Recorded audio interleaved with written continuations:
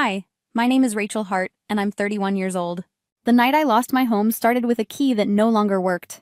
I twisted it twice before the door opened from the inside. My sister stood there, boxes stacked behind her like trophies. Have you ever had your own home taken over by family? Share in the comments.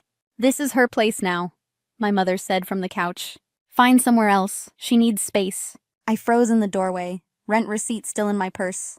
The apartment I paid for had just become their stage. The place smelled like cardboard and lemon cleaner. My sister leaned on the door like a bouncer. You can take small stuff tonight, she said. Big items stay. I need the dresser and the desk. The desk is mine, I said steady. Not anymore, she smiled. I'm settled. My mother folded a throw blanket. Don't start, she said. We finally have harmony. Harmony meant my name off the mailbox. My spare key no longer fit the lock.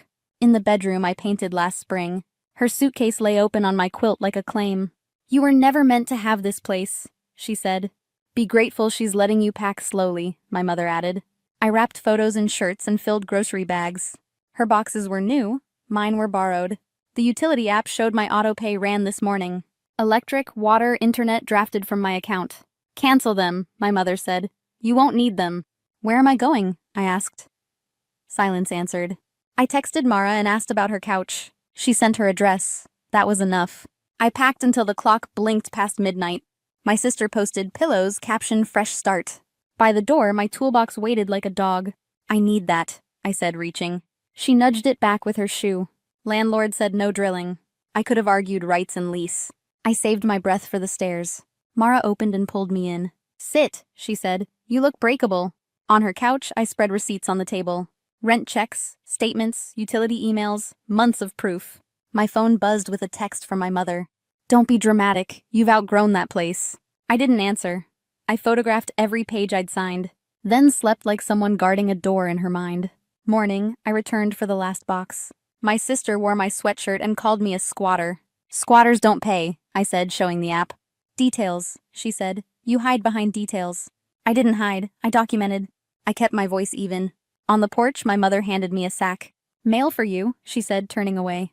Inside were flyers and a bank notice with my name. I slid it into my folder and zipped it shut. If they wanted harmony, I wanted dates and numbers. I'm not a storm, I told myself. I'm a ledger. Ledgers don't argue. They balance. Every rent check I paid was proof, and I kept them all. Mara's couch was a bridge, not a destination. I stacked my proof in a shoebox and breathed slow. Day shifts at the print shop, nights at the cafe. Tips in an envelope, paychecks to a separate account. I rented a P.O. box near the bus stop. No more surprises at an address they controlled. At lunch, I printed statements and stapled the months. Rent, utilities, deposit, maintenance requests. Everything dated clean. Mara slid tea across the table. You're building a case, she said. Keep going. My emails stayed polite and precise. Subject lines carried months and unit numbers. Downstairs, Mrs. Kelly waved me over. Keys on a ring, paint under her nails. You pay on time every month? She asked. Yes, I said. I still am. She nodded. Ask management for the tenant ledger, she said. And send letters certified. Paper makes people behave. That night I drafted a simple cold request. Please confirm rent received and account standing to date. The clerk stamped the green card at mailing. Delivery proof, she said. Keep it with the copy. I bought a cheap folder with metal prongs. Tabs. Lease, payments, utilities, communication, photos. I added photos from before they moved in. Fresh paint, clean stove, meter readings with today's paper. Mara borrowed a handheld scanner from her office. We fed pages through until the hum felt soothing. I muted the family thread and let it fill. Screenshots went to the folder, not my bloodstream. My sister posted a houseplant in her window. I saved it, timestamp and location untouched. Utilities called about an updated contact. I listened. No authorization granted, I said, noting the agent's name. Saturdays I cleaned for Mrs. Kelly for cash. Numbers beat noise, she said. Use them. The tenant ledger arrived on thick paper. Every check matched, balance owed, 0. I added bus receipts and 2 weeks of timesheets. Judges like timelines, so does the truth. At work, I hemmed my voice to fit. Short sentences. Clear requests, no spin. I stopped visiting the old building at night. Safety was a plan, not a dare. I changed passwords and set up alerts. If anything moved, I wanted pings, not shocks. Head down, records up, the paper grew louder. Mara tapped the bulging folder and smiled. Good heavy, she said. I slid the ledger in. Not finished, I said. Ready when finished finds me. I wasn't plotting fireworks or speeches. I was collecting bricks and checking where they fit. When my mother texted, "Be reasonable," I archived it. Reason lives in dates, not wishes. I slept better beside labeled tabs and rubber bands. I woke measured, steady, hard to move. I was quiet, but my folder was getting thicker. On Tuesday, the property office number flashed on my phone. I answered on speaker with Mara beside me. "Ms. Hart? Victor from Crescent Properties. We need to verify a transfer request on your unit." "I didn't request a transfer," I said. "Which document?" "A tenant transfer addendum," he said. "Signed by you last month, moving occupancy to your sister." "Email the PDF," I replied.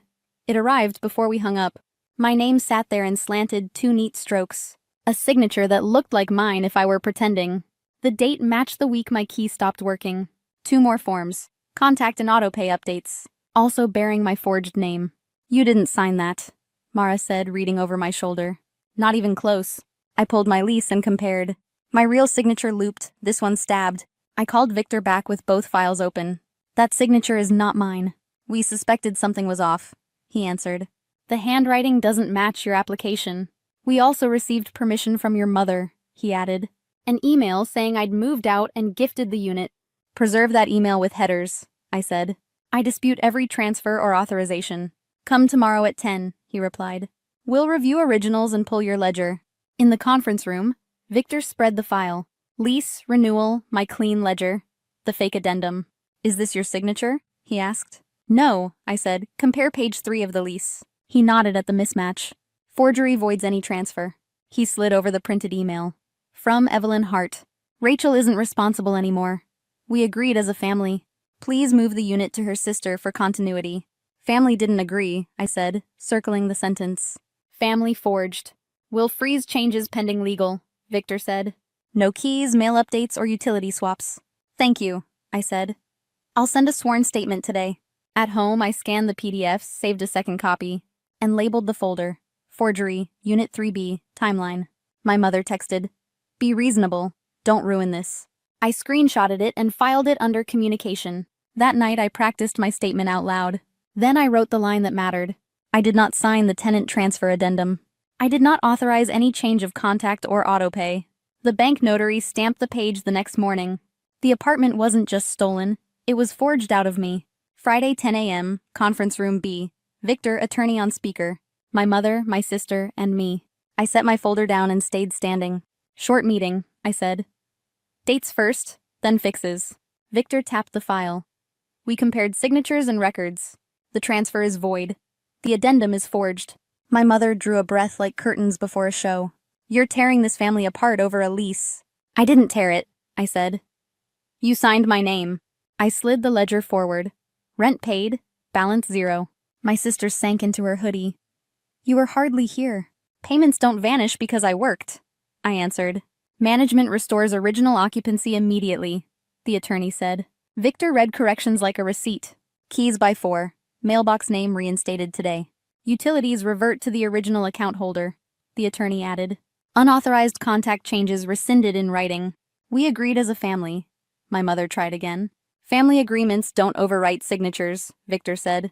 "I'll need this in a letter," I said. "Possession date, key log, notice to the unauthorized occupant." "Unauthorized? I had permission," my sister scoffed. "From the person you impersonated," I said. "Not permission." Victor slid a draft across the table. "Read and initial. We'll file today." "Recce at 5, I added. "I'll be there." "Approved," he said. "Escort for personal items only." "Rachel, keep this private," my mother pleaded. "Private is how this happened," I said. "Paper is how this ends." "You may file a police report," the attorney noted. "I will if needed," I said. "Forgery isn't a family spat." "Drama queen," my sister muttered. Victor stacked the forged forms into a labeled folder. "Quarantined for legal," he said. "Do not touch." "Anything else?" he asked. "Yes, a utility statement I can forward. Original account holder, Rachel Hart. No authorized changes by others." "Be reasonable," my mother whispered. "I am," I said. "Reason lives in dates, not wishes." "Keys at 4, rekey at 5, escort at 5:30, Victor said. In the hallway, my sister grabbed my sleeve. "You could have just shared." "I did," I said. "Every month, it's called rent." She let go. I signed the visitor log and lifted my folder. For the first time, they couldn't call me dramatic. They had to call me right.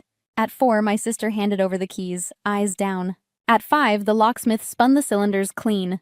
New cores, new cards, fresh log, Victor said. Only you and management have access. I nodded.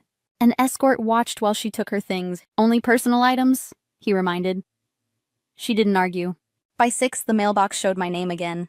The label clicked into place like a small verdict. Email arrived at 6:42 p.m., restoration letter signed. Utilities confirmed me as the sole account holder by morning. My mother texted, "We can still handle this privately." Private made room for forgery, I replied. We're done.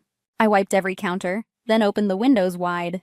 Cardboard and lemon cleaner left with the evening air. Mara brought takeout and paper cups. To locks that turn the way they should, she said. I set the folder on the kitchen table. A new tab read, Restoration, Unit 3B, Final. I kept the old tabs too, because memory fades. Paper doesn't. And neither do boundaries. Mrs. Kelly knocked with a spare door chain. Add this, she said. Numbers beat noise, but hardware helps. I rehung my prints in quiet, patient lines. Not to claim, to recognize what was already mine. I changed every password and shredded old copies. Autopay reset. Alerts on. Forwarding removed. Notes dated.